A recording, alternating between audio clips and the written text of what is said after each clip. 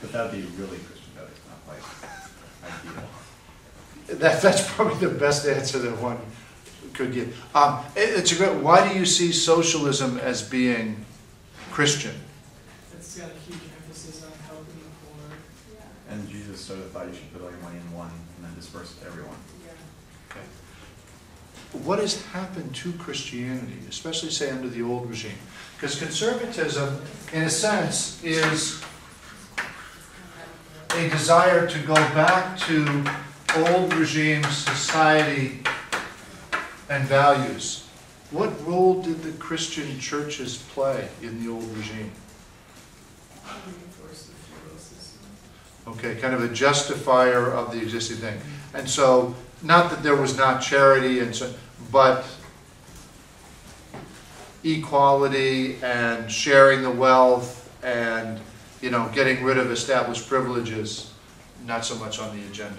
So, I mean, and we'll want to come back to that with socialism, because you're right, there certainly can be that appeal, but not how they saw it.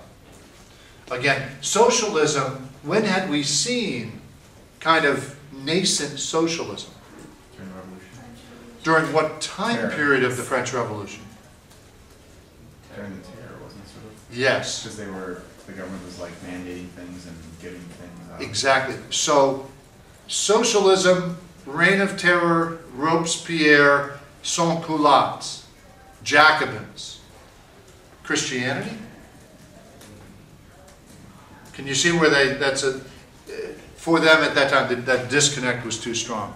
Because that same government had also de-Christianized France and made a war against established monarchies and things like that. So yes, I think fundamentally there's certainly sympathy, and it would seem, but they didn't see that connection. So a good question, but you know, not it. It's kind of well, it's going to actually come back, because you know, when you look at communism and Marx, what if communism believes in equality of everybody, economic equality? What political system believes in the equality of everybody? Yeah. So I mean, democracy and socialism and communism really are most compatible. Whereas, what is the fundamental belief about capitalism? Isn't capitalism fundamentally based on competition and inequality? Right? So what sort of government is based on inequality and some people winning and most losing? But it's based on equality of opportunity. It's still feudal. So isn't capitalism actually fit better with more of an aristocratic or even monarchical sort of system with a hierarchy of status and privilege and wealth and so forth? So, and this is kind of the irony, is that we today as Americans associate democracy and capitalism as going together.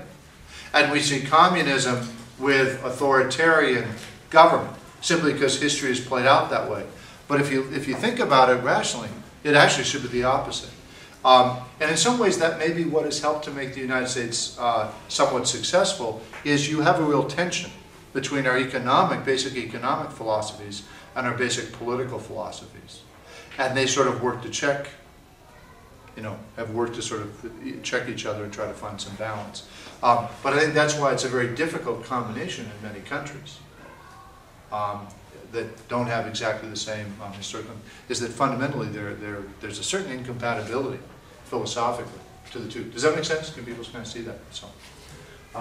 So we have this old regime.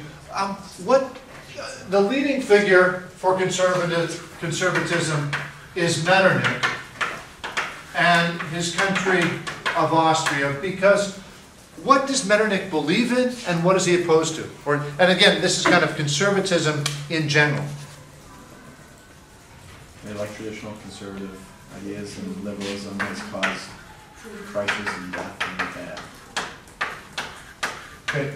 They believe in tradition. What else do they believe in? Feudal power, the aristocracy. Okay. Aristocracy, what else?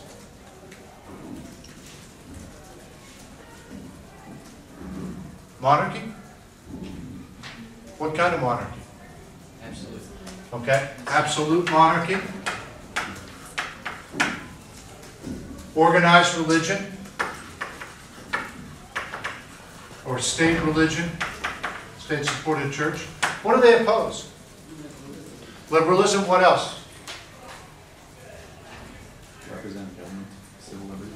Okay, representative government, individual liberties, which would go along with liberalism. Yes, and for Austria in particular, the map is supposed to make this very clear. If you encourage or permit nationalism to flourish, what effect will that have on Austria? Okay. And can you see where this is actually a challenge for most of these monarchies? Does Russia have multinational elements, multi-ethnic elements? And which one in particular is going to want to reassert its national independence? Poland in particular. But you also have Latvians, Lithuanians, Estonians. You also have various other Slavic peoples and Georgians. So Russia has a problem with nationalism. The Austrian Empire has a huge problem with nationalism. And even Prussia, there's sort of nascent German nationalism, but is all of Prussia German? Not necessarily. Okay, it's taken over significant parts of Polish territory and Silesia and things like that. So these countries are going to oppose liberalism, nationalism.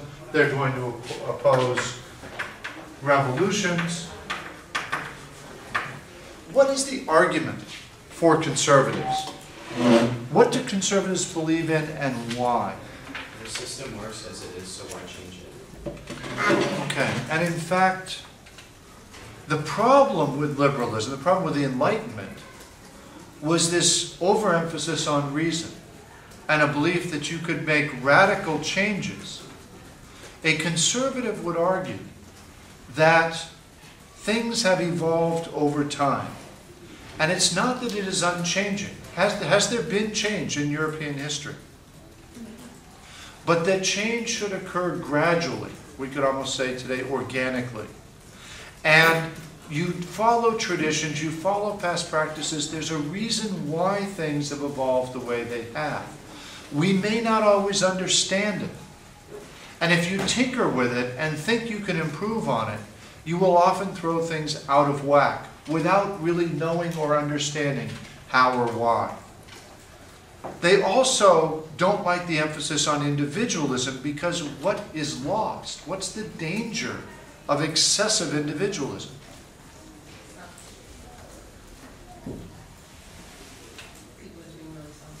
Okay, you get selfishness. And what is harmed? What is lost? Exactly. Okay. And so, the excessive reliance on reason, they think, can be a problem. The emphasis on the individuals and his rights is a problem. The lack of respect for established religion and ecclesiastical authority that provides stability and has played an important role.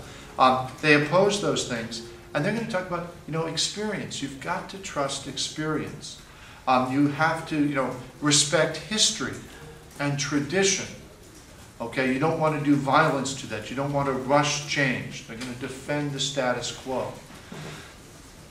The individual cannot exist separately from society. He's part of a collective. Okay? If everybody has complete freedom, will the community break down? And so conservatives will emphasize the whole as being more important than the individual parts. And religion is part of what keeps people unified. If you attack religion, get rid of religion, what will hold society together? What common values will there be that are shared? And if you don't have those, can you have a unified state? Can you have a secure state? Okay? You're going back to anarchy or the 30 Years' War or any of these other things that have been so terribly destructive, or you'll have revolutions and violent change.